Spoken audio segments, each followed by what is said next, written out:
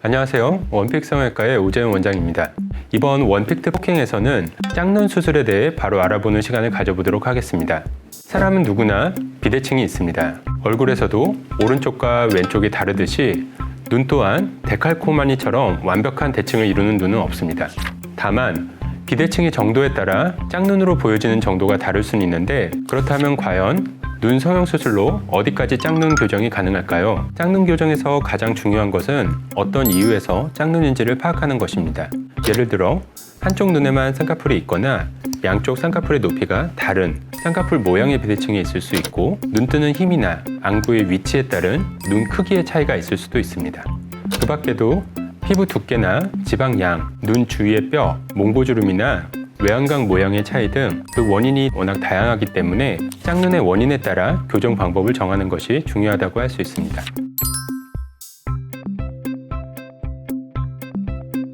어떤 경우는 맞고 어떤 경우는 틀린데요. 단순히 피부와 근육층의 문제로 인한 경우라면 눈 성형 수술만으로 어느 정도 교정이 가능한 범위이긴 하지만, 안구의 위치나 뼈의 비대칭과 같은 안면 비대칭의 경우에는 눈 성형 수술로 안구의 위치나 뼈를 교정할 수는 없기 때문에 한계가 있습니다.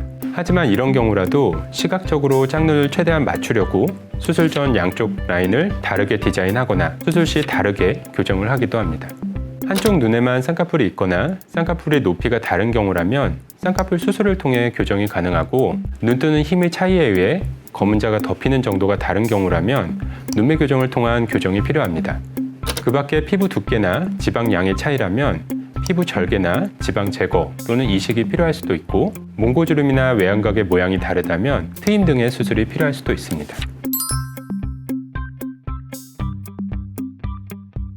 경우에 따라서 한쪽만 진행하는 경우도 있지만 보통은 양쪽을 함께 진행하는 경우가 많습니다. 그 이유는 눈 수술이 처음이라면 수술을 안 한 쌍꺼풀은 추후 바뀔 가능성이 높고, 또한 수술한 쌍꺼풀과 수술하지 않고 자연스럽게 생긴 쌍꺼풀의 경우 높이가 같아 보이더라도 쌍꺼풀의 깊이나 눈 뜨는 힘 등이 다를 수 있기 때문입니다.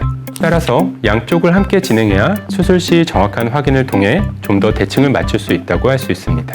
많은 분들이 헷갈려하는 부분이기도 하고, 모든 환자분에서 나타나는 것은 아니지만 헤링의 법칙이란 기본적으로 양쪽 눈 뜨는 근육이 같은 신경의 지배를 받기 때문에 한쪽 눈의 교정 정도에 따라 다른 쪽 눈에도 영향을 미치는 현상을 말합니다. 예를 들어 수술 전에는 양쪽 다 동일한 힘으로 눈을 뜨고 있는데 오른쪽 눈이 작아서 오른쪽을 좀 더 교정할 경우 뇌에서는 한쪽 눈이 잘 뜨게 되었으므로 눈 뜨는 힘을 줄이게 됩니다. 이때 반대쪽 눈도 눈 뜨는 힘이 함께 줄어서 눈꺼풀이 내려오는 증상을 보이게 됩니다.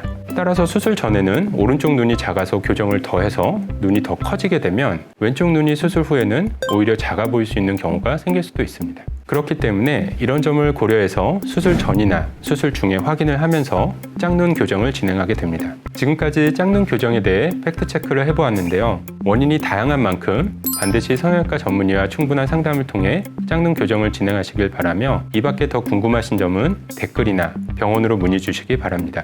지금까지 원픽 성형외과의 오재훈 원장이었습니다.